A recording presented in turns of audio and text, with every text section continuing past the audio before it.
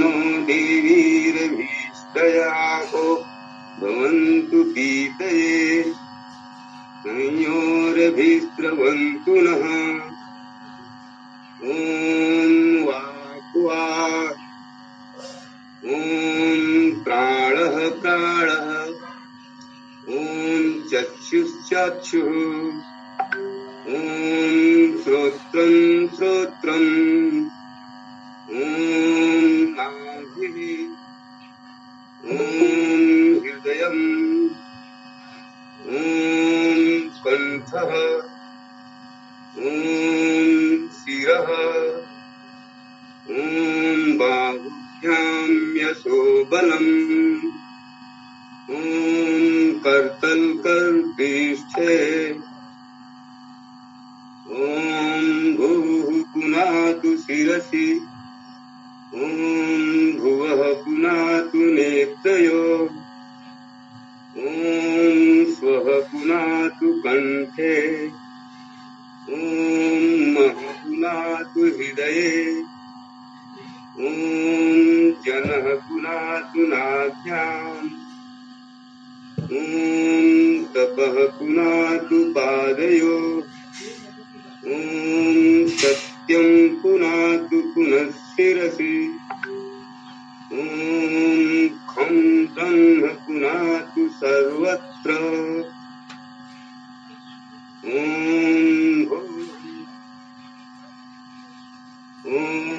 भुवः ॐ स्वः ॐ जनः ॐ तपः ॐ सत्यम् ॐ ऋतं च सत्यं चाभिद्धात् तपसोऽध्यजायत ततो रात्रजायत ततः समुद्रो अर्णवः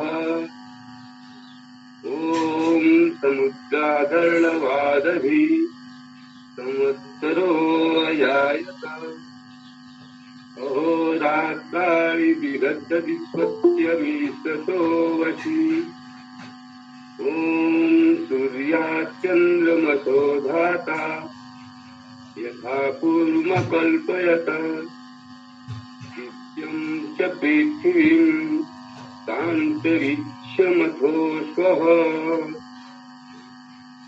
ॐ तन्नो देवीरभीष्टयापो भवन्तु पीतये संयोरभिस्रवन्तु नः ॐ प्राचीदिगग्निरधिपतिरसितो रक्षितादित्या ईशवः तेभ्यो नमोऽधिपतिभ्यो नमो रचितृभ्यो नम इषुभ्यो नम एभ्यो अस्तु यो अस्मान् द्वेष्टियं वयं विष्णुस्तम्भो जम्भे दद्मः ॐ दक्षिणा दिगिन्द्रोऽधिपतिस्तरिष्यराजि रक्षिता पितर ईशवः तेभ्यो नमोऽधिपतिभ्यो नमो रचितृभ्यो नम इषुभ्यो नम एभ्यो अस्तु यो अस्मान् द्वेष्टियं वयं विष्णुस्तम्भो जम्भे दद्मः ॐ प्रतीचिदिक्खलुधिपतिः विदाकुलक्षितात्पन्नमीशवः तेभ्यो नमोऽधिपतिभ्यो नमो रचितृभ्यो नम इषुभ्यो नम एभ्यो अस्तु यो अस्मान् द्वेष्टियं वयं विष्णुस्तम्भो जम्भे दद्मः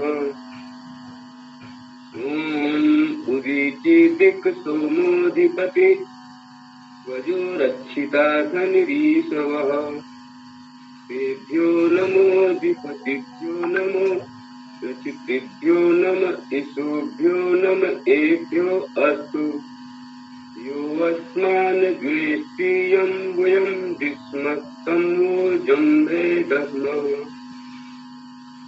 ॐ ध्रुवादिक्यसूरधिपतिः कल्माषग्रीवो रक्षिता विरूढ ईशवः तेभ्यो नमोऽधिपतिभ्यो नमो प्रचितेभ्यो नम इषुभ्यो नम एभ्यो अस्तु यो अस्मान् द्वेष्टियं वयं विस्मत्तं वोजं भेदस्मा ॐ ऊर्ध्वादिबृहस्पतिरधिपतिः स्वीत्रो रक्षिता वर्षमीशवः तेभ्यो नमोऽधिपतिभ्यो नमो प्रचित्रेभ्यो नम इषुभ्यो नम एभ्यो अस्तु यो अस्मान् द्वेष्टियं वयं विस्मत्तं भोजं भेदस्मा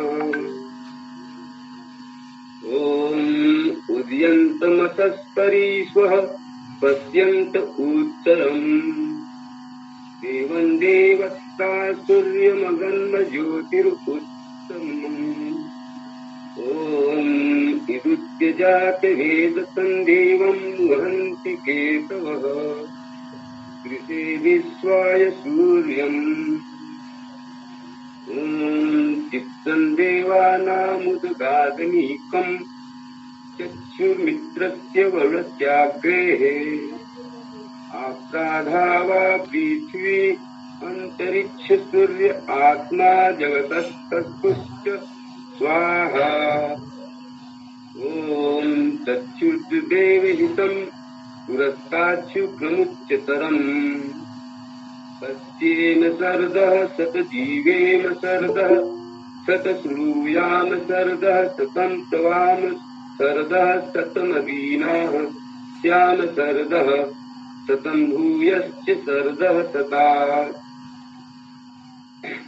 ॐ भूर्भुवस्वः तस्य विदुर्वरेण्यं भर्गो देवस्य धीमहि धियो यो न प्रचोदयात् ॐ भूर्भुवस्वः तस्य विदुर्वरेण्यं भर्गो देवस्य धीमहि धियो यो नः प्रचोदयात् ॐ भूर्भुवस्वः तस्य विदुर्वरेण्यं भर्गो देवस्य धीमहि धियो यो नः प्रचोदयात् ॐ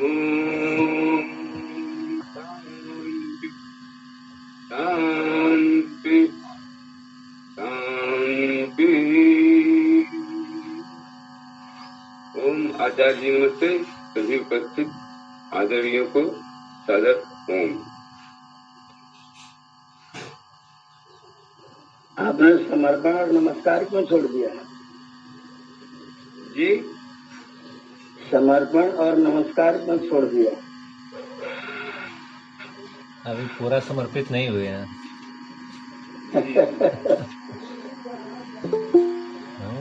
गायत्री नमः संभवाय च नमस्कार मयो भवाय च नमः शंकराय च मयस्कराय च नमः शिवाय च शिवतराय च। उसको हम पाए नहीं, उनका किधर है उसको भी हम देख कर लेंगे। बिना देखे किए हैं क्या इसको? नहीं, इसको देखे हैं। वो एक हमारे पास पुस्तक है आदर्श नित्य कर्म विधि, तो उसमें से देख कर किया है। लेकिन जो इसके आगे वाला मंत्र है इसको हम खोज रहे थे, इसमें पाए नहीं। इसको भी हम देख कर कर लेंगे सर। आचार्य जी एकदम नए हैं ये। श्रीपति जी किसान प्रभारी हैं, मिर्जापुर के गांव के किसान हैं और ये अभी प्रयास कर रहे हैं बड़े साथी व्यक्ति। जी जी, असली वाले किसान है ये, नकली वाले किसान नहीं है वो आंदोलन वाले जी। स्वागत है इनका। बहुत बढ़िया है, प्रयत्न जारी रहना चाहिए। ऑडियो गया हुआ है, ग्रुप में ऑडियो है जी। उसको एक बार चालू करके और पुस्तक देखते हुए उसके साथ मिल करके पढ़ेंगे तो सरकार बढ़िया अभ्यास हो जाएगा। अच्छा सर। आज का जो विषय आरंभ हो रहा है, थोड़ी सी भूमिका में 2 लाइन में कहना चाह रहा हूँ। जी ये जो जहाँ से भटकाव पूरा हुआ हम सभी का, पूरे समाज, पूरी दुनिया का, और जिसकी बड़ी ही लगन से सभी खोजने का प्रयास कर रहे हैं, और जो मिल जाएगा तो सब लोगों को, सभी को जैसा जैसा मार्गदर्शन चाहिए, जैसा जिसको चाहिए वो सबको मिल जाएगा। जिसको लोग खोज रहे हैं और मिल नहीं रहा है उनको, जिस दिन उनको मिल जाएगा उस दिन हमको लग रहा है कि सब चीजें व्यवस्थित हो जाएंगी। तो आज वो विषय आरंभ हो रहा है, ईश्वर और वेद विषय है ये। ईश्वर को लोगों ने गॉड पार्टिकल तक ले जाके छोड़ा है, और वेद को 10,000 साल से पीछे लेके जाने के लिए तैयार नहीं है। तो ये अपने विनाश का कारण लोगों ने स्वयं बोया हुआ है। अभी हम सभी ईश्वर और वेद के विषय में व्याख्या सुनने के लिए और उसको अपना चिंतन उसमें जोड़ करके उसमें और गहराई लाने के लिए आचार्य जी के शरण में हम सभी हैं। पहले अध्याय में उनके नामों की व्याख्या सुनी है, समझिए। अब यहाँ पर वेद और ईश्वर को एक साथ जोड़ते हुए इस समोल्लास का आरंभ हो रहा है। 7वां, 8वां, 9वां और 10वां 4 समोल्लास हम लोगों के लिए बहुत ही महत्वपूर्ण है। आज हम समझते हैं कि सत्यार्थ प्रकाश का एक नया स्वरूप यहाँ से आरंभ हो रहा है। हम सभी को बहुत बधाई है आचार्य जी के मार्गदर्शन में जो हम लोग कर रहे हैं। आइए हम सभी आचार्य जी के शरण में चलते हैं और ईश्वर और वेद को जोड़ करके सृष्टि के आरंभ से लेकर के अब तक की पूरी यात्रा हम सभी यहाँ पर सप्तम समोल्लास में करेंगे। आइए सभी मिल करके आचार्य जी से निवेदन करते हैं कि इसको हम लोगों को इस समोल्लास को पढ़ाते पढ़ाते पूरा अनुभव करा दीजिए। आपके अंदर सामर्थ्य है, योग्यता है। हम सभी पूरी तरह से शरणागत हैं वेद और ईश्वर के प्रति आपके माध्यम से। ओम। इस सप्तम समोल्लास में किसी ने जो बहुत ज्ञानपूर्ण और अंतस्थल का जो सिद्धांत है, उच्च कोटितम जो सिद्धांत है, उस सिद्धांत का यहाँ पर वर्णन आएगा। थोड़ी गहरी बातें हैं, थोड़ी गंभीर बातें हैं, और इन्हीं गंभीर बातों से बचने के लिए आदमी तथाकथित कथा, कहानी, मनोरंजन, इन सब चीजों में जाकर के अटक जाता है, व्यस्त हो जाता है, और फिर उसके बाद उसको तरह तरह के प्रमाण लोगों को भटकाते रहते हैं। चित्त को अलग अलग सिद्धांत व्यक्ति स्वीकार कर लेता है। पढ़ा लिखा, शिक्षित, समझदार, ज्ञानी व्यक्ति ओशो, रजनीश के सिद्धांत को मानने लग जाता है, कहीं बुद्ध के सिद्धांत को मानने लग जाता है, कभी कम्युनिस्ट हो जाता है, कभी और कुछ हो जाता है, कभी और कुछ हो जाता है। क्योंकि यथार्थ बोध में, सत्य बोध में, जो हमने अब तक बचपन से लेकर के अभी तक जो तमाम परंपराओं को देखा है, सुना है, समझा है, उसमें जो अंतर है, जो गैपिंग है यथार्थ में और व्यवहार में, उस यथार्थ को ठीक से समझने की आवश्यकता है। जो भ्रम, जो शंकाएं, जो संदेह रह जाता है, उन संदेहों की निवृत्ति के लिए यह सप्तम समोल्लास है। इसमें सब संदेहों की निवृत्ति हो जाएगी। और इसमें जो तर्क वितर्क बीच में आते रहते हैं ना, कल चर्चा चल रही थी हम ब्रह्मास्मि, प्रज्ञानम ब्रह्म, वो सब बीमारियों को इस समोल्लास में टटोला गया है। उन सबका यहाँ पर ऑपरेशन ठीक से किया गया है। तो हम लोग इसको समझेंगे और थोड़ा गंभीरता से समझेंगे। हम इसको गंभीरता से समझने के लिए पाठ मैं छोटा करूंगा, और फिर उसकी व्याख्या जो है हम लोग धीरे धीरे करेंगे, और सवाल जवाब से उसको समझा जाएगा, लिखा जाएगा। आइए आरम्भ करते। इसमें 5 मंत्र ऋषि ने आरंभ में प्रमाण के रूप में दिए हैं। मंत्र हैं, एक यजुर्वेद का है और बाकी सब चारों ऋग्वेद के हैं। ओम, पुस्तक आपके पास में, इसको देख लीजिए। जी जी। ऋचो अक्षरे परमे व्योमन्यस्मिन् देवा अधिविश्वे निषेदुः यस्तन्न वेद किं ऋचा करिष्यति य इत्तद्विदुस्त इमे समासते। ईशावास्यमिदं सर्वं यत्किञ्च जगत्यां जगत् तेन त्यक्तेन भुञ्जीथा मा कृधा कस्य स्विद्धनम् अहं भुवं वसुनः पूर्वस्पतिरहं धनानि संजयामि शश्वतः मां हवन्ते पितरं न जन्तवो अहं दाशुषे बिभजामि भोजनम् अहमिन्द्रो न पराजिज्य इद्धनं न मृत्यवेव तस्थे कदाचन सोममिन्मा सुन्वन्तो याचता वसून मे पूर्वः सख्येरिषाथन अहं दां गृणते पूर्वं वस्वहं ब्रह्म कृणवं मह्यं वर्धनम् अहं भुवं यजमानस्य चोदिता यज्ञनः साक्षि विश्वस्मिन् भरे। ये मंत्र है और आप देखिए नीचे वाले जो 3 मंत्र है अहम भुवम अहम इंद्रो अहम दा, तीनों में अहम अहम का प्रयोग है। ये अहम जो है ना साक्षात प्रभु परमात्मा अपने लिए अहम करके कह रहे हैं और अपने बारे में परिचय दे रहे हैं। अहम भुवम वसुना पूर्वस्पति, मैं इस ब्रह्मांड में जो कुछ भी बसने के लायक रहने के लायक दृष्टिगोचर होता है उसका मैं पूर्वापति हूँ, पहले से मैं स्वामी हूँ। अहम धनानि संजयामि शश्वतः, मैं इन शाश्वत धनों को जो सदा विद्यमान रहते हैं इनको मैं ही जीतता हूँ। माम हवन्ते पितरम न जंतवा, माम पितरम न जंतवो हवन्ते, मुझको अपने पिता की तरीके से जितने भी प्राणी संसार में पैदा हुए हैं सब मुझे पुकारते हैं और मुझे पुकारते हैं तो मैं भी उनकी बात को खाली नहीं करता हूँ। अहम दासु से विभजामि भोजन, मैं व्यक्ति को उसके लिए भोग्य सामग्री को उसके लिए भोजन को देता हूँ, लेकिन उन्हीं को देता हूँ जो लोग दासुस है। दासुस माने जो खुद दूसरों को देते हैं, जो खाली अपने अपने लिए बटोरते हैं उनके लिए नहीं मिलता है, जो दूसरों के लिए देते हैं उनको मिल जाता है। इसलिए जो दाता होता है उसे ही मिलता है, जो दाता नहीं है उसे मिलता भी नहीं है। अहम इंद्रो न पराजिज्ञे, मैं ऐश्वर्यशाली हूँ और कभी भी परास्त नहीं होता हूँ। न मृत्युवे अवतस्थे कदाचन, और कभी भी मेरी मृत्यु नहीं होती। सोमम इन माम सुनवंतो, सोम के तरीके से निचोड़ते हुए, जैसे औषधियों में से रस निकाला जाता है वैसी ब्रह्मांड के कण में से मुझको जो लोग प्राप्त करने की कोशिश करते हैं, ढूंढते हैं, खोजते हैं। न मे पूर्व सख्य रिसाथना,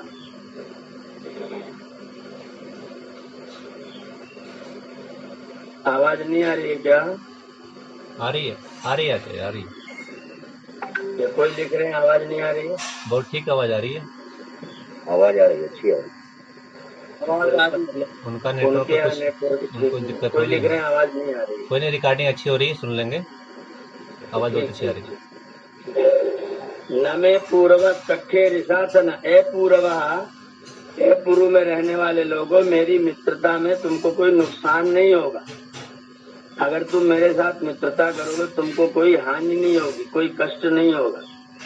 अहम दाम गृणते पूर्वम वसु, अहम दाम मैं ही देता हूँ।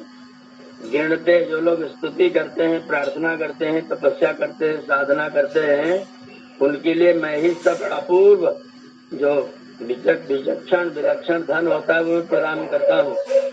अहम ब्रह्म किरणवम, मैंने ही उनके बढ़ाने के लिए, उनकी उन्नति के लिए ब्रह्म माने वेद का निर्माण किया है, वेद का उपदेश किया है।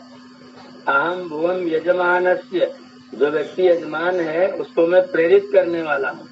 अयज्वना साक्षी, और जो यज्ञ नहीं करते हैं, जो सत्संग नहीं करते, स्वाध्याय नहीं करते हैं, उनके भी कर्मों को मैं साक्षी बन करके देखता रहता हूँ और जो जैसा करता है उसको वैसा भी प्राप्त होता रहता है। तो तीनों मंत्रों में परमात्मा ने अहम करके उपदेश किया है और ऊपर से दूसरे वाले मंत्र में लिखा है ईशावास्यम इदम सर्वम, या जो कुछ जगती में जगत दृष्टिगोचर हो रहा है, समस्त ब्रह्मांड में जो कुछ भी चलता फिरता दिखाई दे रहा है, तत्सर्वम ईशावास्यम, वह सब ईश्वर के द्वारा, परमात्मा के द्वारा आवास्य है, तेन त्यक्तेन भुंजी था, उस जो प्राप्त किया है उसको त्याग पूर्वक भोगो। माँ गिरधा लालच मत करो। कस्य सिद्धनम, ये धन किसका है, अर्थात किसी का नहीं है, ये धन उसी परमात्मा का है। ऋचो अक्षरे परमे, पहला मंत्र है ऋचो अक्षरे परमे व्योमन। जो ऋचाए हैं, जो वेद है, जो ज्ञान है, वो परमे अक्षर है, जो परम अक्षर अविनाशी ब्रह्म है, उसी में यह ज्ञान विद्यमान है। अस्मिन देवा अधि विश्व निषेधु, इसी ज्ञान में सभी विश्वदेव जितने भी देवगण हैं वे सब इसी में स्थित होते हैं। जो उस परमात्मा को नहीं जानता, यह न वेद, जो व्यक्ति ईश्वर को, उसके कर्ता को जानने वाले को नहीं जानता, किम ऋचा करिष्यति, वेद भी उसका क्या करेंगे। या इस तद्विदुस्तई में समासते, और जो उस परमात्मा को जान लेते हैं वही इस संसार में सम्यक आसते भली भांति रह पाते हैं। जो परमात्मा को जान और मान लेते हैं वही संसार में ठीक से रहते हैं। ये संक्षेप से मंत्रों का अर्थ है। स्वामी जी का अर्थ हम पढ़ेंगे, स्वामी जी की भाषा पढ़ेंगे। ऋषि लिख रहे हैं, इस मंत्र का अर्थ ब्रह्मचर्य आश्रम की शिक्षा में लिख चुके हैं।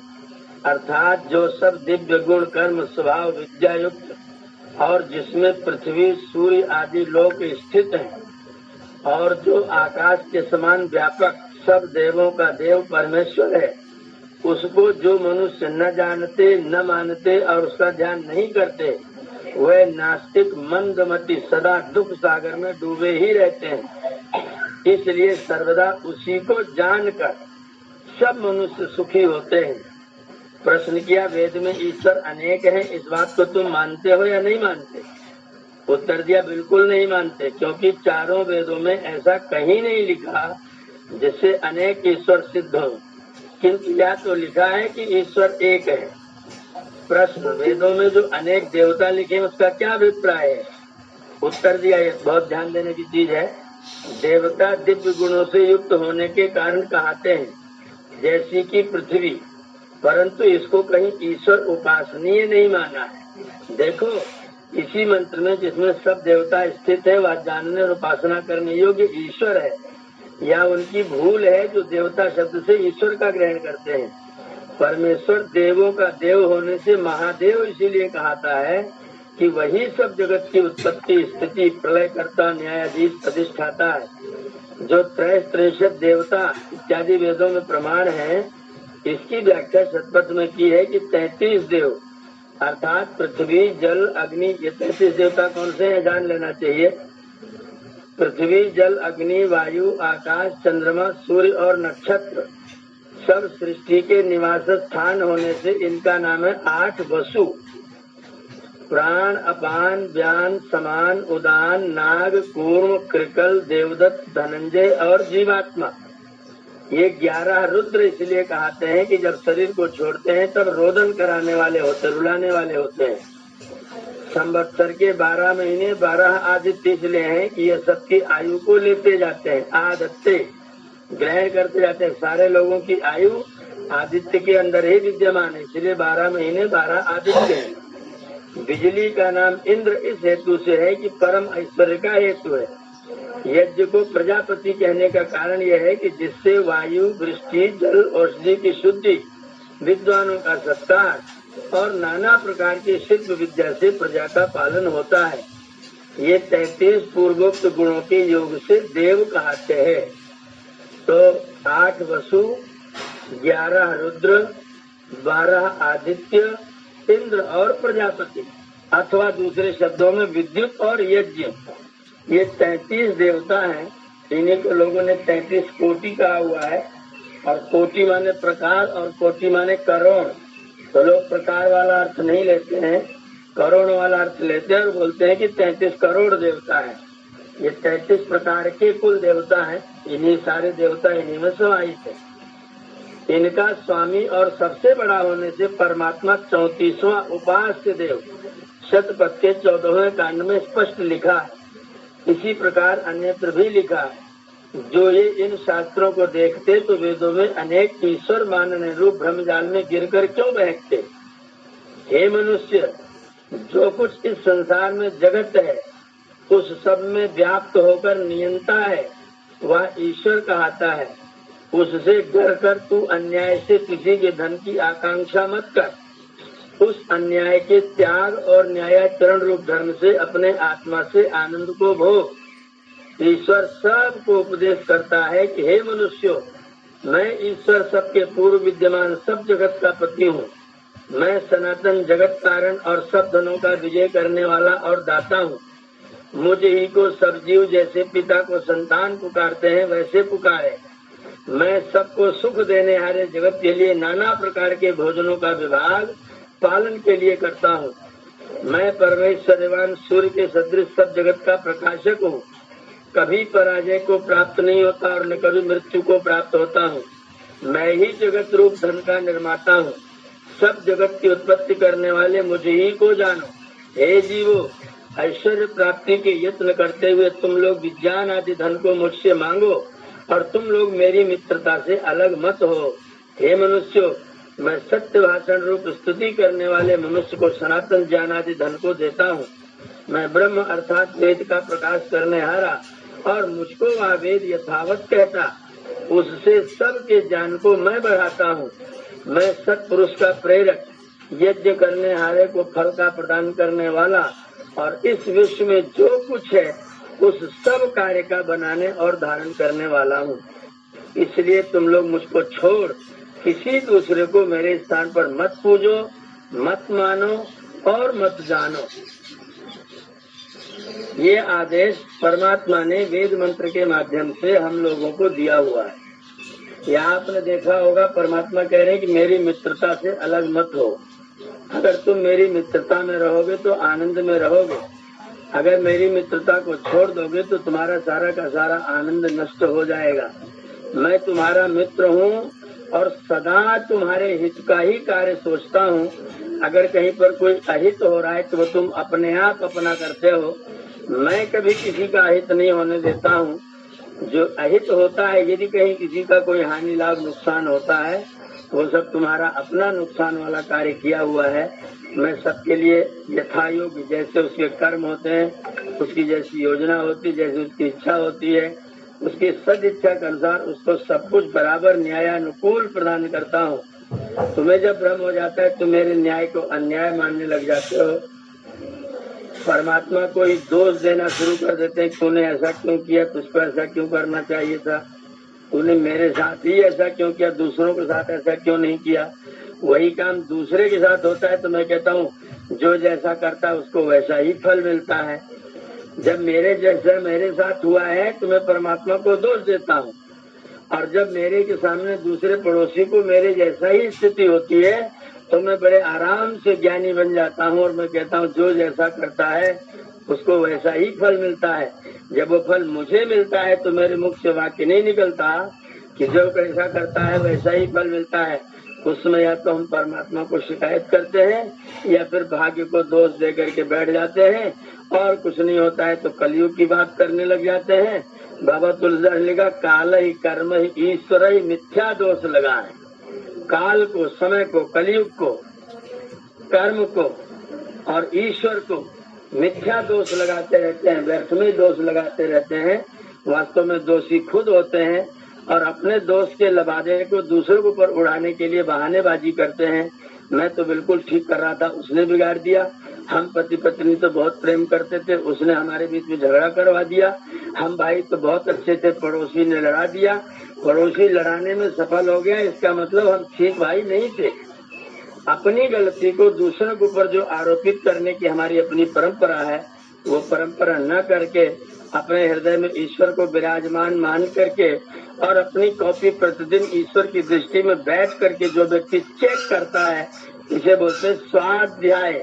अपना अध्ययन मेरे प्रभु को सामने बिठा लेता है, परमात्मा को प्रत्यक्ष कर लेता है, उसके बाद फिर अपने कर्मों की परीक्षा करना शुरू करता है। मैंने ऐसा किया, गलत था कि सही था, मैंने ऐसा किया, गलत था कि सही था। जब आप ईश्वर को साक्षी मान करके कर्मों का निरीक्षण करना प्रारंभ करते हैं, तब आपको सत्य ज्ञान होता है कि मैं ही गलत था वास्तव में।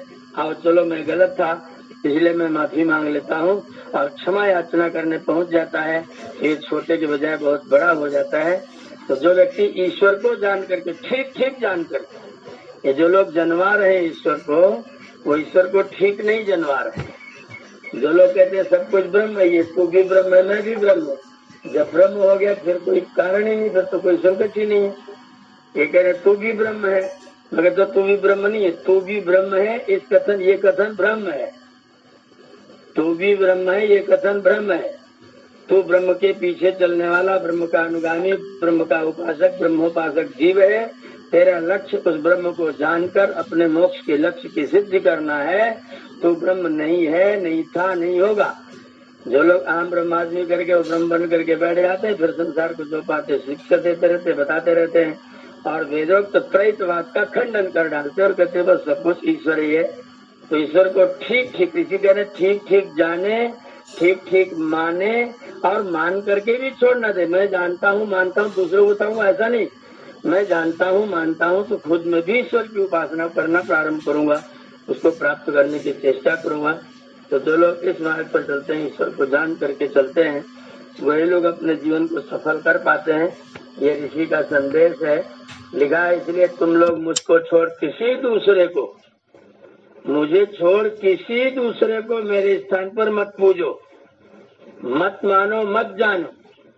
और यहाँ वो कहते हैं कि ईश्वर गुरु गोविंद दो करे, काके लागू पाए। बलिहारी गुरु आपने, गोविंद दियो बताए। गोविंद को तो आपने बताया, इसलिए आप ही मेरे पूजनी। गोविंद तो जो है सो है।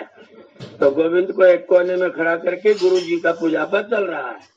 ऋषि कह रहे ईश्वर के अतिरिक्त और किसी को पूजना नहीं। जिसने उसको बताया उसका बहुत बहुत धन्यवाद, आभार, उसके प्रति कृतज्ञता, उसका आदर, उसका सत्कार, उसका धन्यवाद, उसकी सेवा, उसकी शुश्रूषा।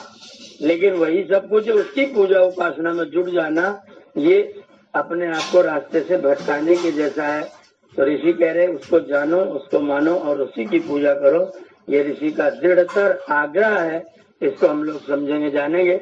मैं पाठ को यहाँ पर विराम करूंगा। आप लोग इसके विषय में कुछ चर्चा करना चाहेंगे तो प्रस्तुत कर सकते हैं। ओम।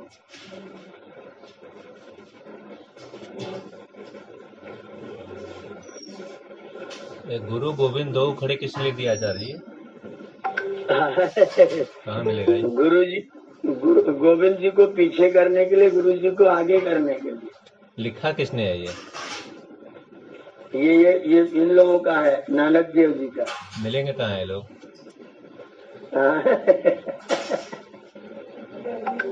ये लोग किसी भी भागवत के मंच पर मिल जाएंगे, गुरु गोविंद वाले। हाँ। ओम आचार्य जी।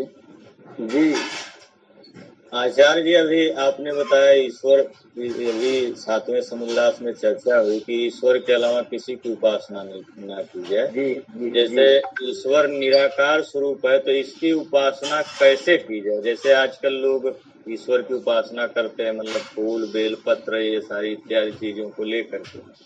जैसे हम करना चाहें तो कैसे करें? ईश्वर निराकार है। जी जी, है ना। आप ये देखिए कि गुणों का ध्यान करते हैं कि गुणी का ध्यान करते हैं। जी, विचार करिए, गुणों का ध्यान करते हैं कि गुणी का ध्यान करते हैं। ध्यान गुणी का नहीं करना है, ध्यान गुणों का करना है। जी। तो ईश्वर के जो गुण हैं, जैसे दयालुता है, जी जी, आप ईश्वर की उपासना कर रहे हैं तो आप कहिए ईश्वर तुम दयालु हो। अब दयालु का मतलब है कि सब प्राणियों पर दया करता है, मेरे ऊपर भी दया करता है। परमात्मा दयालु है, दया करते हैं, तो मैं भी दया करूं, मैं भी दया करने वाला बन जाऊं। उपासना का मतलब है उपास्य के गुण उपासक के जीवन में, व्यवहार में आ जाए। तो मैं दया की उपासना करता हूं, इसका मतलब मैं भी अपने जीवन में दया को अपनाऊंगा। ये है उसकी उपासना। जी। ऐसी न्याय है, परोपकार है। ऐसे करके परमात्मा के जो गुण हैं, उन गुणों का स्मरण करते हैं, उन गुणों का ध्यान करना है, गुणी का ध्यान नहीं करना है। जी जी। जैसे केला है, तो मुझे केले का ध्यान मन में लाना है, उसका रूप रंग आकार अपने चित्त में लाना है, उस केले को रख करके उसके ऊपर अगरबत्ती नहीं चढ़ाना शुरू करना है। जी। ये है उपासना। जी। ओम सादर चरण स्पर्श। जी ओम ओम। जैसे आचार्य जी, ये आजकल जो है गुरु की महिमा और लोग जो है अपने जीवन में गुरु बनाते हैं और उनसे मंत्र या दीक्षा भी लेते हैं। तो क्या ऐसी स्थितियों में हम सब मनुष्य को जो है ऐसा क्या करना चाहिए? मंत्र लेना चाहिए या दीक्षित होना चाहिए? अगर होना चाहिए तो कब और किससे और क्यों करना चाहिए? थोड़ा सा इसको स्पष्ट करें आचार्य जी। ये जो अपने लोग कर रहे हैं इस समय, आज लगभग 1 महीना हो गया सत्यार्थ प्रकाश पढ़ते हुए, ये हम लोग मंत्र ही तो ले रहे हैं जी।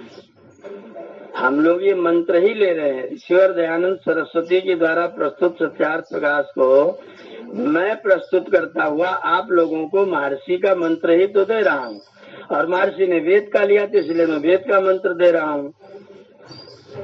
ये जो आजकल जो मंत्र दिया जा रहा है उसमें मंत्र तो होता ही नहीं है।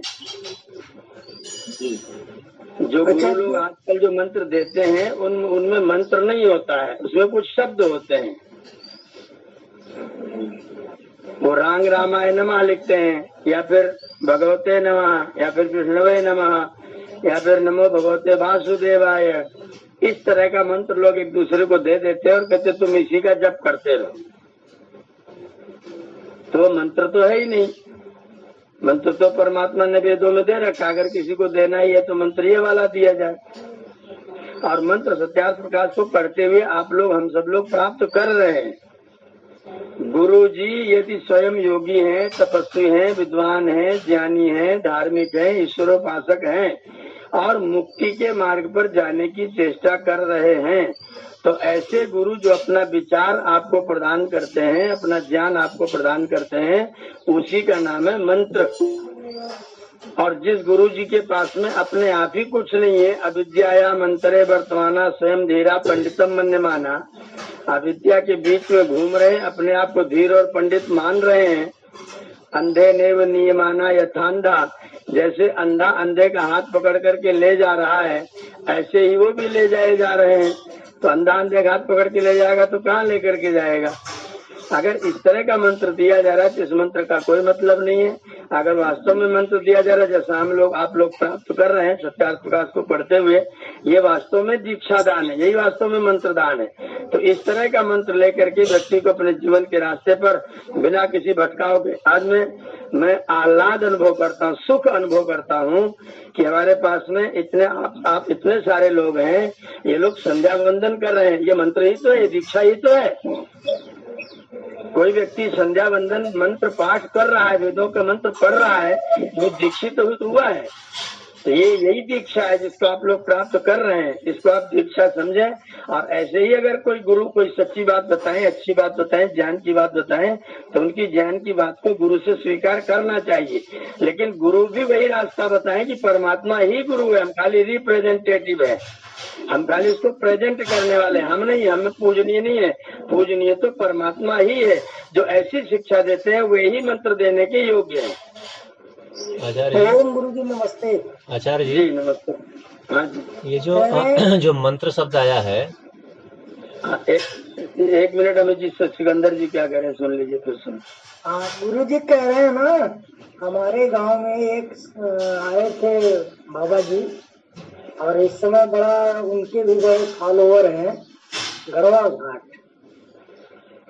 और वाराणसी में है। वो आए थे तो सब लोग पैर छू रहे थे, मैं भी गया पैर छूने। पहली चीज तो पैर छूने नहीं दिया उन्होंने, और फिर बगल से बुलाए और कान में उन्होंने यही ओम कहा यही भजिए। तो बस यही उनकी गुरु मंत्र थी। अब इस ओम को भजते भजते कितना ज्ञान आएगा, और इन शिष्यों से पूछना चाहिए। वही मैंने कहा, ये मंत्र तो वो देते ही नहीं, विचार तो वो देते ही नहीं है। एक तो अक्षर कोई शब्द पकड़ा देते, ले जाओ इसी को जपो, इतना करके आपको छोड़ देते, तो वो क्या विचार है, वो क्या मंत्र है? तो ऐसा मंत्र नहीं, मंत्र तो आप लोग प्राप्त कर रहे हैं, वास्तविक मंत्र तो आप लोग ले रहे हैं। इस तरह से मंत्र लिया जाना चाहिए, ये मंत्र दान है। जी अमित जी, ये जो मंत्र शब्द है जी, और जो मंत्र जिसको कहा गया है, तो वेदों में 20,000 के ऊपर मंत्र है, तो वेद के अलावा जो है क्या वे भी मंत्र कहे जाते हैं? तो अगर कोई मंत्र दे रहा है तो वेद के अंदर से अगर वो लेकर के नहीं दे रहा है, सूत्र मंत्र नहीं दे रहा है, तो क्या वो मंत्र वो दे रहा है या कुछ और दे रहा है? मंत्र ही नहीं, वो तो शब्द दे रहा है, कोई अक्षर दे रहा है, वो मंत्र कहाँ देता है? जो कुछ भी उसने दिया है, अगर वो वेद के अंदर से नहीं लिया तो वेद के अलावा भी लोगों चीजों को मंत्र कहा जाता है क्या? नहीं कहा नहीं जाता है, नहीं कहा। तो अगर देना है तो उस 20,000 से ऊपर मंत्र वो देना है उसको, फिर उसमें से कोई एक दे, दो दे, 1,000 दे, 5,000 दे, 10,000, 20,000 दे, पूरा दे दे, सारा चारों वेद दे दे। उसके लिए अर्थ भी तो बताना पड़ेगा, अर्थ के लिए अष्टाध्यायी पढ़ना पड़ेगा, मेहनत करनी पड़ेगी, ये नहीं करना चाहिए। अमित जी बहुत बड़ा षड्यंत्र है। ये लोग जो मंत्र देने वाले आजकल के आधुनिक लोग हैं, उनकी यह मान्यता है कि स्त्रियों को वेद मंत्र नहीं सुनने चाहिए, और वो ज्यादा चेली स्त्रियों को ही बनाते हैं, और स्त्रियों को वेद मंत्र सुनना नहीं चाहिए। तो स्त्रियों को वेद दे कैसे सकते हैं वो? आचार्य जी मंत्र का अर्थ बता दीजिए, मंत्र होता क्या है? आप पूरा इसका पोस्टमार्टम कर डालिए। एक धातु है संस्कृत व्याकरण में मत्रिगुप्त परिभाषणे, मत्रिगुप्त परिभाषणे। इसका अर्थ है रहस्य में किसी बात को जतलाना, बतलाना। गुप्त माने रहस्य, परिभाषण माने बताना। तो मंत्र का मतलब है जो सृष्टि के रहस्य को बताता है, उसका नाम है मंत्र। अब रांग रामायण नमा कौन से रहस्य को बता रहा है? नमो भगवते वासुदेवाय कौन से रहस्य को बता रहा है? जो रहस्य का परिभाषण करता है उसे कहते हैं मंत्र। यह है मंत्र शब्द का वास्तविक अर्थ, और वो केवल वेद मंत्र ही हो सकता है, बाकी तो कुछ है नहीं। उन्हें कहा जा सकता है अच्छे विचार। हाँ, जो भी गुप्त रहस्यात्मक बातें, जिनको कोई सामान्य दृष्टि में जो बातें नहीं आ पाती हैं, उनको जो व्यक्ति बतला देता है, जो चीज बतला देती, उसका नाम मंत्र है। आचार्य जी, जो प्राण से मुक्त करता है, मन को प्राणों से मुक्त करता है, क्या वो मंत्र होता है? प्राण से मतलब तारता है वो। प्राण का मतलब रक्षा है। प्राणते इति मंत्र नहीं, वो मनोत्रायते स मंत्रा, ऐसी परिभाषा करेंगे तो उसका अर्थ होगा जो मन की रक्षा करता है, मन का त्राण करता है, उसे मंत्र कहते हैं। जी, तो ऐसा है। ये अर्थ तो अगर मैं आपको अपने जीवन का, आपके जीवन का, संसार का, परमात्मा का कोई रहस्य बताता हूँ तो आपके मन का त्राण ही तो कर रहा हूँ। जी वही। हाँ, तो ऐसा अर्थ बिल्कुल कर सकते हैं, मंत्र का ऐसा अर्थ कर सकते हैं। मतलब हम तो अभी तक यही समझते थे, अब तो विस्तार में आपने बता दिया कि मन की प्राण को जो दूर करता है, निरपेक्ष करता है मन को त्राणों से, वो मंत्र है। तारते इति मंत्र। ये शब्द त्राणों से रक्षा करता है ऐसा मत कहिए। त्राण शब्द का अर्थ बोले, त्राण माने ही रक्षा करना है। जैसे त्राहिमाम त्राहिमाम बोलते हैं ना। जी जी। तो त्राहिमाम का क्या अर्थ है? मेरी रक्षा करो। त्राहिमाम आपकी शरण में आया हूँ। हाँ, तो त्रा माने रक्षा करना। तो जो मन को भ्रम से, संदेह से, भ्रांतियों से रक्षा कर ले, बचा ले, उसका नाम है मंत्र। जी। जी आचार्य जी, तो क्या ये रामाय या भगवते वासुदेवाय ऐसे जो शब्द या अक्षर हैं, तो क्या इनका जो है वेदों में उल्लेख नहीं है? बिल्कुल नहीं है, कदापि नहीं है, कहीं भी नहीं है। अच्छा आचार्य जी, ये मंत्र सच्चिदानंद रूपाय विश्वोत्पत्त हेतवे विनाशाय पापत्रय श्री कृष्णाय वयम नमः, ये क्या है? ये श्लोक है, श्लोक। जी, तो ये मंत्र नहीं हो सकता? नहीं, ये श्लोक है, ये मंत्र नहीं है। इसका नाम है श्लोक। इसको तो बताया गया वो इस श्लोक को पढ़ लेगा, उसके सभी तीनों तापों का हरण हो जाएगा। सत्य आप पूरे जीवन इसी श्लोक को पढ़िए और एक भी कष्ट दूर हो जाए तो मुझसे मिल लीजिएगा। अरे आचार्य जी, कष्ट तो दूर होते हैं, तीनों तापों के कष्ट दूर होते हैं, ऐसी मेरी धारणा है बलवती। नहीं, वो आपके जो आप थोड़ी देर साधना में बैठ जाते हैं उसका फल है, इस मंत्र का फल नहीं है वो।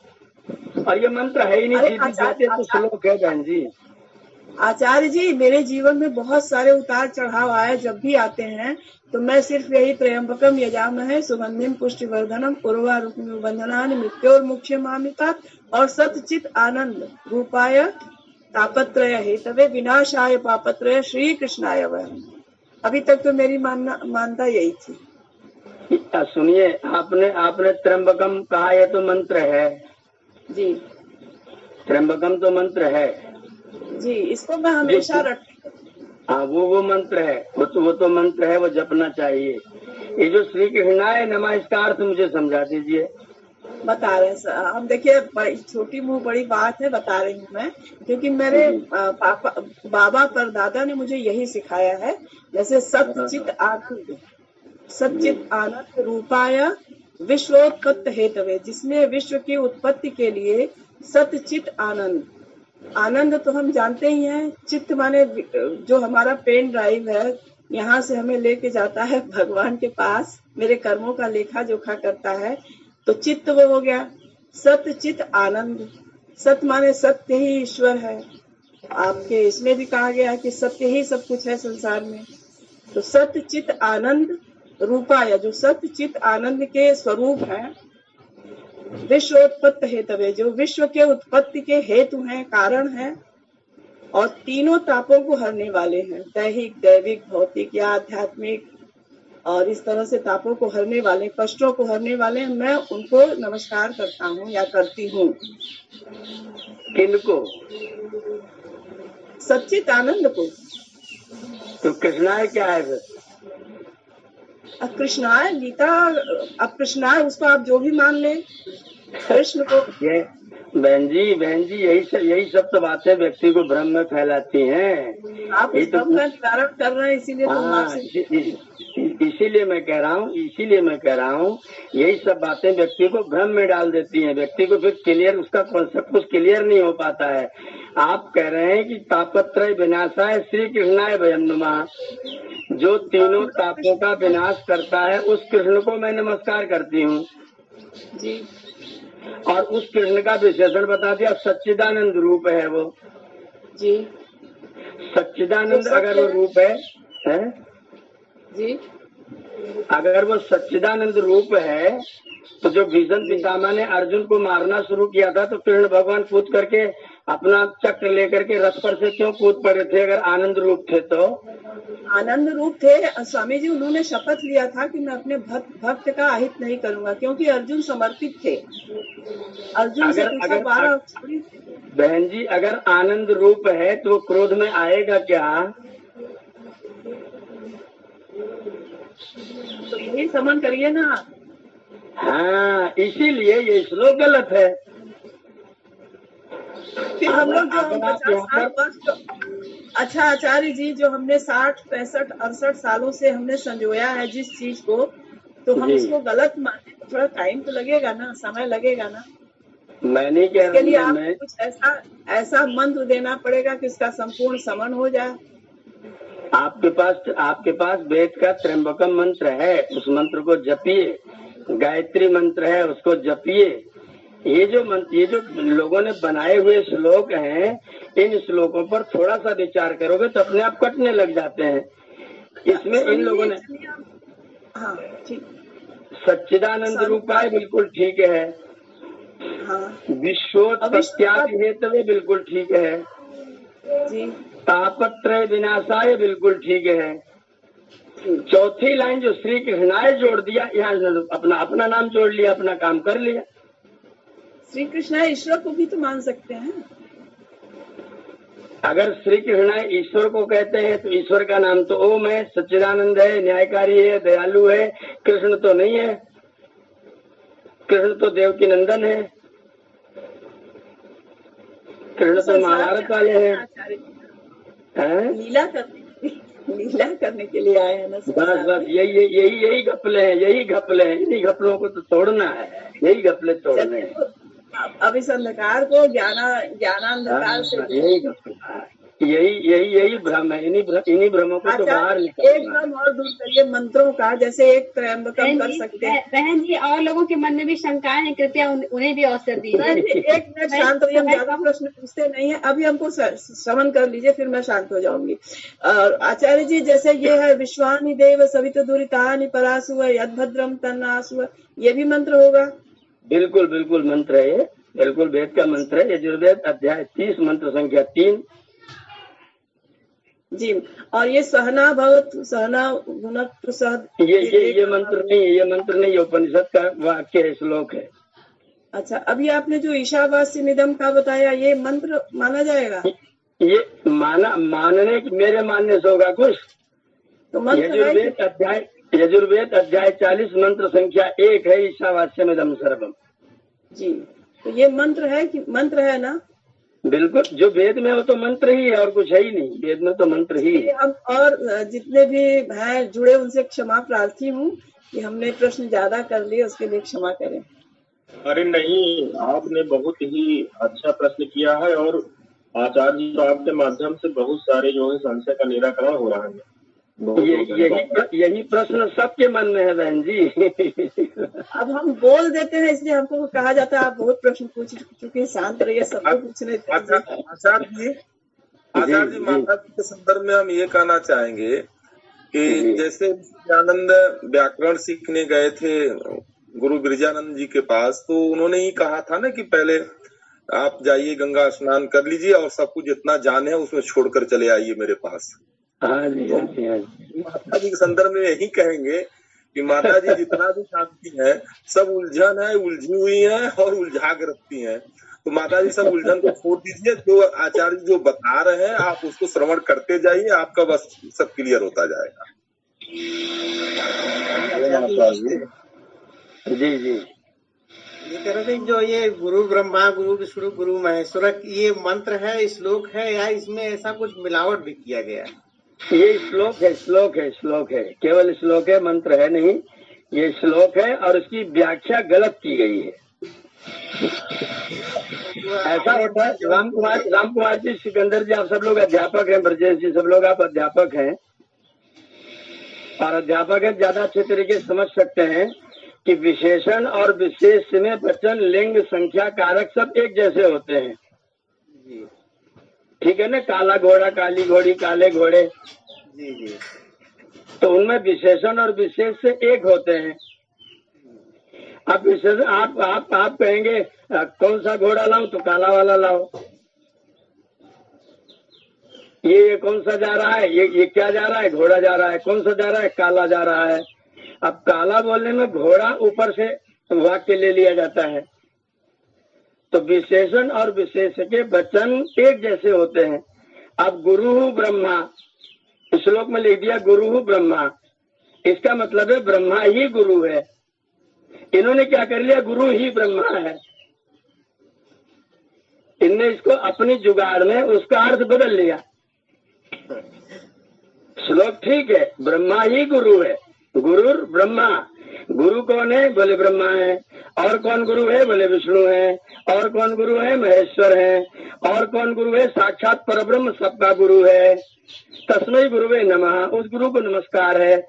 इनने क्या अर्थ कर लिया, गुरु ही ब्रह्मा है, गुरु ही विष्णु है, गुरु ही महेश है। जो परमेश्वर को कहना था वो गुरु में ठोक लिया और नमस्कार कर लिया। अपनी जुगाड़ में श्लोक का अर्थ अपने पक्ष में कर लिया इन लोगों ने। श्लोक ठीक है, लेकिन वो मंत्र नहीं है, वेद का मंत्र नहीं है, वो है श्लोक ही। आचार्य जी तो जी, ये जो हम लोग योग दर्शन में सूत्र पढ़े हैं, बहुत सुंदर। ओम, जी, योग दर्शन में जो सूत्र पढ़े हम लोग, वो मंत्र में जाएंगे नहीं? नहीं, उनकी भी संख्या मंत्र नहीं है, वो भी केवल सूत्र है, बस उनकी संख्या सूत्र। वो सूत्र कहलाते हैं, मंत्र नहीं कहलाते। शुरू में ही प्रश्न था आचार्य जी कि ये जो मंत्र कहा जा रहा है जो वेदों में है केवल वही मंत्र है, उसके अलावा और कोई भी मंत्र नहीं है। केवल 20,416 ही मंत्र हैं, बाकी जो कुछ भी है सब श्लोक पद्य गद्य और इधर उधर है। आचार्य जी फिर ऋचाएं क्या है? उसी मंत्र और ऋचा दोनों एक दूसरे के पर्यायवाची शब्द है। जिनमें किसी चीज की प्रशंसा होती है उनको हम ऋचा कहते हैं। मंत्रों में जिन मंत्रों से किसी वस्तु विशेष की, ईश्वर की, प्रकृति की, किसी चीज की प्रशंसा की जाती है उनकी संज्ञा है ऋचा। जी डॉक्टर, एक सूत्र आता है आचार्य जी, मतलब सूक्त कहा जाता है ऋचा सूक्त। आचार्य जी आप सूत्र, श्लोक, मंत्र का तो बता दिए, सूत्र और श्लोक इनका व्याख्या कर दीजिए तो सबको क्लियर हो जाए। हाँ ये भी ठीक है, ये भी ठीक है। सूत्र की व्याख्या समझ लीजिए। सूत्र कहते हैं स्वल्पाक्षरम, जो छोटे से छोटे कम से कम अक्षर वाला हो, असंदिग्धम, जिसमें कोई संदेह ना हो, सारवत, जो केवल सार मात्र कहा गया हो, सारांश मात्र कहा गया हो, विश्वतो मुखम, हो तो छोटा लेकिन ज्यादा अर्थों को कहने वाला हो, आस्तोभम, अपनी बात को कभी काटता ना हो, अनवद्यम, और उसमें कोई त्रुटि ना हो। इतने गुण जिसमें होते हैं उसको हम बोलते हैं सूत्रम। स्वल्पाक्षरम, असंदिग्धम, सारवत, विश्वतो मुखम, अस्तोभम, अनवद्यम च सूत्रम सूत्र विदो विदु। इतने गुण वाले को हम बोलते हैं सूत्र। उसके मुख्य शर्त होती संक्षेपीकरण, छोटे से छोटे में अपनी बात को कह देना, इसे बोलते हैं सूत्र। और सृष्टि के गहरे से गहरे रहस्य को बता देना, इसका नाम है मंत्र। और जिनके द्वारा किसी वस्तु की प्रशंसा की जाती है वो है ऋचा। कई मंत्रों का समुदाय होता है, उसे बोलते हैं सूक्त। जो भी राघवेंद्र जी कह रहे थे, 2, 4, 6 मंत्रों का जो समुदाय होता है एक विषय में, उसको बोलते हैं सूक्तम। वो सूक्त है। जी सुबह संख्य दर्शन में पढ़ रहा हूँ, उसमें एक बार ऐसा आता कि इस सूत्र का भाष्य गलत किया गया है किसी भाष्यकार ने, ऐसा आता है कई बार। हाँ, वो उनका नाम ही सूत्र, उनको कहीं मंत्र किसी ने भी लिखा, सबको सूत्र कह रखा है। श्लोक बच्चा, श्लोक। हाँ, श्लोक का मतलब होता है श्लोक ही उपस्तुवंती, जिसके द्वारा हम किसी की स्तुति करते हैं, गुण वर्णन करते हैं, उसे कहते हैं श्लोक। किसी का गुणगान किया जाए, किसी का बखान किया जाए, जिनके द्वारा वो श्लोक है।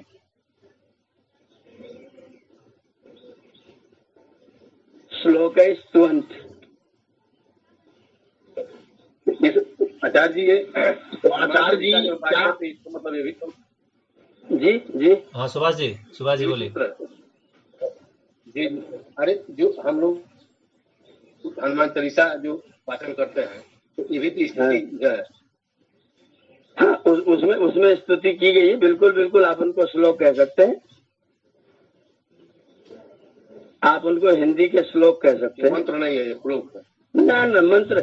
इन लोगों ने क्या किया तो घपला सारा हुआ है कि ये कहते हैं कि कलयुग में किसी को वेद समझ में नहीं आता है, जो रामचरितमानस है इसी के जो पद्य हैं वे ही कलयुग के महामंत्र हैं।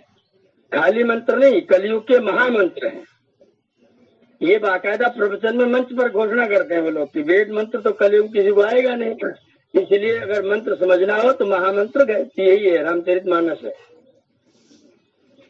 तो जो पाते जहाँ पाते सबको मंत्र बोलना शुरू कर देते हैं, जबकि मंत्र संज्ञा केवल वेद में पठित जितने हैं उन्हीं का नाम मंत्र है बस।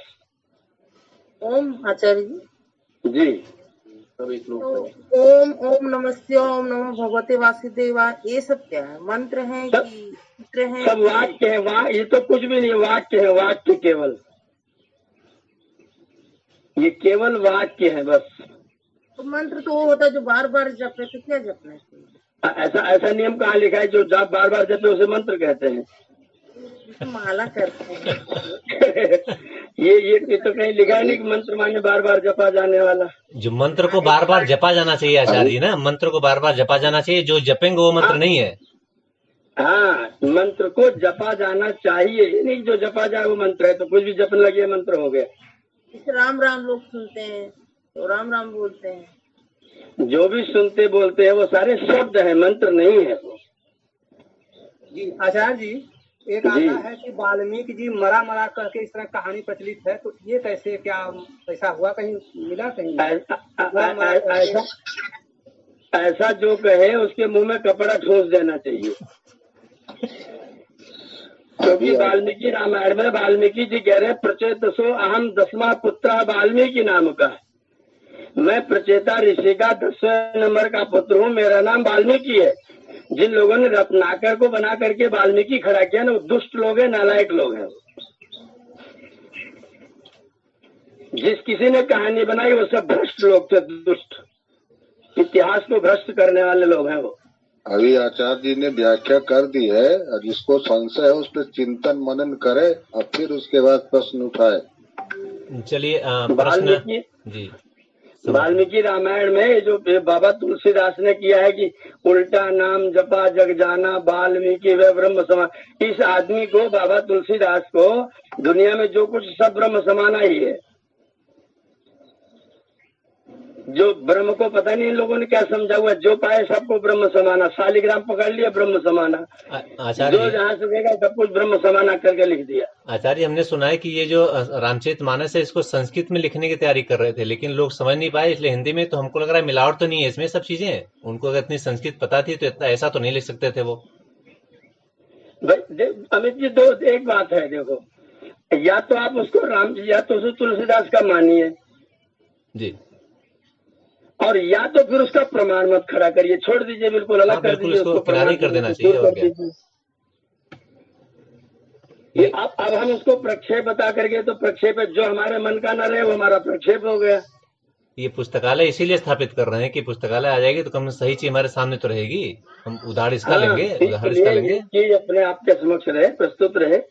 रामचरितमानस के पद्यों को, चौपाइयों को महामंत्र घोषणा करना सबको। जब वाल्मीकि जी खुद वाल्मीकि रामायण में कह रहे हैं कि मैं प्रचेता का 10वां पुत्र हूँ, इन नालायकों ने कहाँ से लाके रत्नाकर रखा है? ये रत्नाकर डकैत वाल्मीकि बन गए, कहानी बनाने वाले कितने नीच लोग हैं।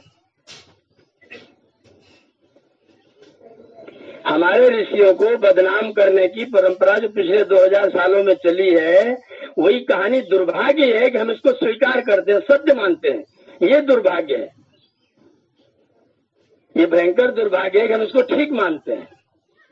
हमें बचपन से पढ़ा दिया गया रत्नाकर डकैत था, वाल्मीकि ऋषि बन गया, और वाल्मीकि खुद घोषणा कर रहे हैं मैं प्रचेता का ऋषि का पुत्र हूँ। जो व्यक्ति अपनी सफाई खुद दे रहा है मैं ऋषि का पुत्र हूँ, उसको डकैत रत्नाकर में से वाल्मीकि निकाल रहे हैं। ये कितने तुच्छ लोग हैं, विचार वाले जी।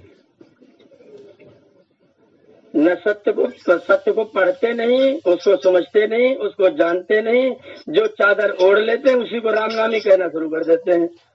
जी आचार्य, हम लोग सीख रहे हैं। आदरणीय दुर्गेश भट्टा जी सत्र के समापन प्रश्न अंतिम करेंगे।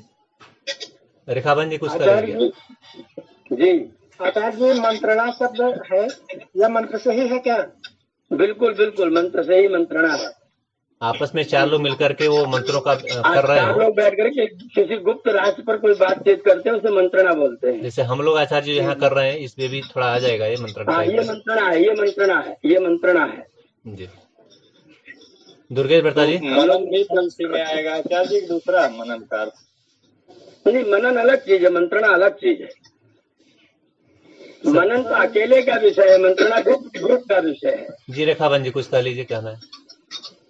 मैं कहती थी आचार्य जी, तो कौन सा मंत्र हमें जपना चाहिए? सबसे बड़ा मंत्र है वेद में लिखा हुआ ओम, जो वेद ने आदेश दिया, ओम क्रतो स्मर, हे जीवात्मा तू ओम का स्मरण कर। सबसे बड़ा मंत्र। जैसे कह रहे थे ना रत्नाकर, तो हमें तो किसी को पता ही नहीं, हम तो जो सुना उसी को अब सच मानेंगे, क्योंकि हमने आज से पहले कभी सुना ही नहीं था। इसीलिए जो आप बता रहे थे ना। इसीलिए तो ये सब हम लोगों ने पढ़ करके अपना दिमाग खराब कर दिया। ये तो हमें तो वही सत्य लगेगा, हमने जो सुना हमें तो मालूम ही नहीं था। रेखा बहन जी, ओम ओम के बाद जो संध्या के मंत्र हम लोग पढ़ रहे हैं यहाँ से ले लें, सुबह सुबह प्रारंभ कर लें यहाँ से। परमात्मा जो कह रहा है, जो निर्देश है, मैं पढ़ती हूँ, मैं वो प्रातः रगनी वाले, वो सारे सोते समय वाले सारे पढ़ती हूँ मैं है, लेकिन जी ठीक है, धन्यवाद। जी जी। दुर्गेश भट्टा जी अंतिम टिप्पणी आज की। प्रातःस्मरण के दूसरा मंत्र आप व्याख्या कर देंगे तो मेरा जी। हाँ जी, धन्यवाद जी। ईश्वर के न्यायकारी गुण को कैसे अपने भीतर धारण किया जा सकता है? जी क्या कह रही तनु जी? जी, ईश्वर के न्यायकारी गुण को कैसे धारण किया जा सकता है अपने भीतर? ईश्वर आपके प्रति, हमारे प्रति कैसे न्याय करता है? जैसे ईश्वर न्याय करता है, वैसे मेरे साथ जो लोग दूसरे कर्म करते हैं उनके साथ मैं कैसा व्यवहार करता हूँ, उस व्यवहार में न्याय है कि अन्याय अपना हित साधने की जुगाड़ है। तो आचार्य जी, अगर उसमें दया भी जो इंक्लूड करना है तो कैसे करें? जैसे सामने वाले के ऊपर हम दया भी करें और जो है न्याय भी हो जाए, ऐसा हो सकता है? आपके बच्चे ने कोई गलती कर दी जी, गलती कर दी, आपने उसके लिए दोपहर तक का भोजन बंद कर दिया जी, और दोपहर तक का भोजन बंद करने के बाद वो दोपहर में उसको बढ़िया खीर बना के खिलाई। किंतु आचार्य जी, मन में तो उसके लिए रहेगा कि जो उसे भोजन नहीं दिया अपना मन तो लगा रहेगा उसमें।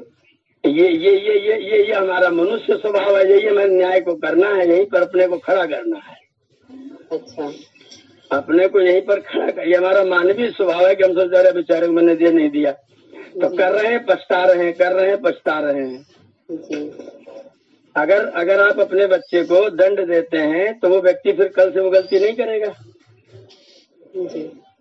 ये उसके साथ न्याय है। दया ये है कि आप दोपहर और बढ़िया भोजन कराइए रोज के अपेक्षा। बच्चों तक तो चल जाता है, किंतु यदि कोई घर का सदस्य हो या अपना कोई रिश्तेदार हो तो उसके साथ कैसे ये व्यवहार किया जा सकता है?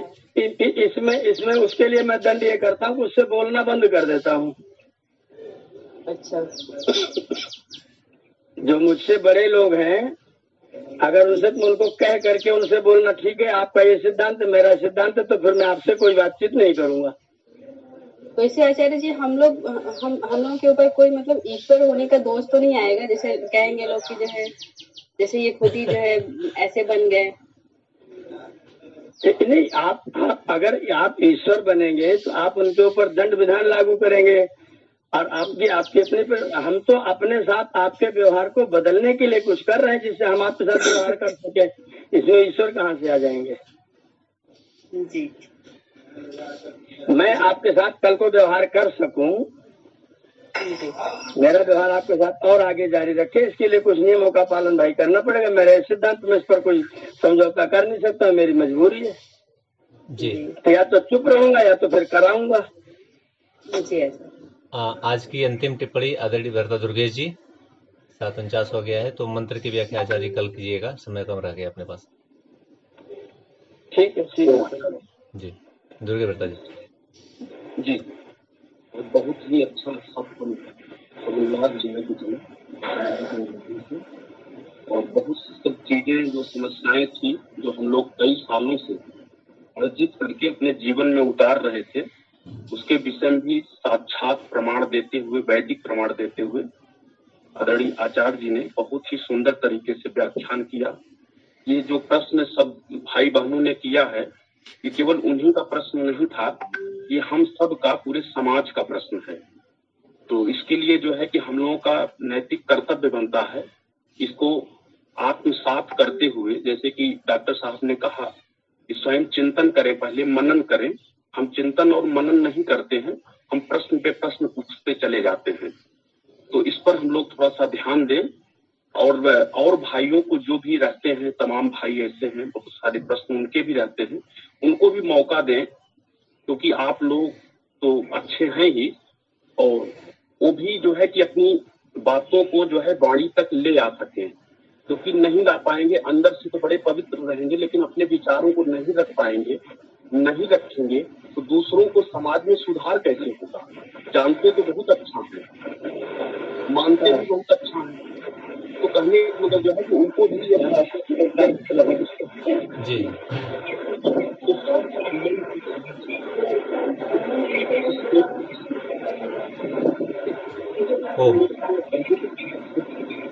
आपकी आवाज कम आ पा रही है जी। वाल्मीकि ऋषि के विषय में बताया गया, वो प्रचेता के 10 पुत्र थे, हम लोग उनको रत्नाकर डाकू मान करके यही सब चल रहे हैं। तो जितने भाई बहन इसमें हैं, कम से कम जहां पर ऐसा प्रसंग आता है तो डायरेक्ट न कह करके समाज में पहले उनको कनेक्ट करें। कनेक्ट, जब जो व्यक्ति कनेक्ट करता है वही व्यक्ति कलेक्ट करता है, और जब व्यक्ति कलेक्ट होता है वही व्यक्ति करेक्ट करता है। तो हम लोग डायरेक्ट यदि उनके ऊपर प्रहार करेंगे तो वो भी अच्छी बात नहीं है। उनकी मन की स्थिति को देखते हुए उनको पहले अपना बनाएं। अपना, जब आज आचार्य जी ने अमित जी के माध्यम से जो है कि देखिए हम लोगों को अपना बनाया, अब जो बातें रख रहे हैं वो चीजें हम लोगों को जो है कि स्वीकार कर रहे हैं। हम लोग अभी अपना न बना करके डायरेक्ट आचार्य जी किसी के माध्यम से, मंच के माध्यम से कहते, हो सकता है कि हम लोग इस चीज को स्वीकार नहीं कर पाते। इसके लिए मैं आचार्य जी को बहुत बहुत धन्यवाद दूंगा, आदरणीय अमित जी को, डॉक्टर साहब को, तनु बहन जी को, सभी, और पतंजलि के सभी सम्मानित सदस्य, आदरणीय सिकंदर भाता जी, राम कुमार जी, ये सब बहुत ही अच्छे हैं। मैं इनकी अच्छाई को प्रणाम करते हुए आदरणीय सुभाष जी वगैरह जो है सबको मैं नमन करता हूँ, पूरे पूर्वी उत्तर प्रदेश में। और कल से आचार्य जी थोड़ा सा हमारा आज से हम 14-15 दिवसीय प्रवास में निकल रहे हैं। हो सकता है कि आपका 15 जिला है, और हो सकता है आपका भी दर्शन लास्ट में 14 तारीख को होंगे। प्रवास करते करते जो है, क्योंकि प्रयागराज से प्रवास चल रहा है, प्रयागराज से सीधे जौनपुर कल पहुंचेंगे, और फिर आजमगढ़ होते हुए, मऊ होते हुए, गोरखपुर मंडल, बस्ती मंडल, ये सब होते हुए, अयोध्या मंडल होते हुए फिर हम प्रतापगढ़ करेंगे। जी आचार्य, बहुत अच्छा विचार रहा आपका, और हम लोग आपके सुख, शांति, समृद्ध जीवन की कामना करते हैं। ऐसे ही आपका संबंध हम लोगों के साथ बना रहे, आपका आशीष हम लोगों की शीश पे बना रहे। धन्यवाद आचार्य जी। श्रीपति जी, श्रीपति जी हैं क्या? शांति पाठ कोई और भी कर लेंगे? शांति पाठ आज कर्नल साहब से करा लिया जाए, क्योंकि बहुत दिन हो गया जी। ओम शांति अंतरिक्षम, शांति पृथ्वी, शांति रापा, शांति रोषभया, शांति वनस्पतय, शांति देवा, शांति ब्रह्म, शांति सर्वम, शांति शांतिरेव, शांति कामा, शांति रेधि, शांति शांति।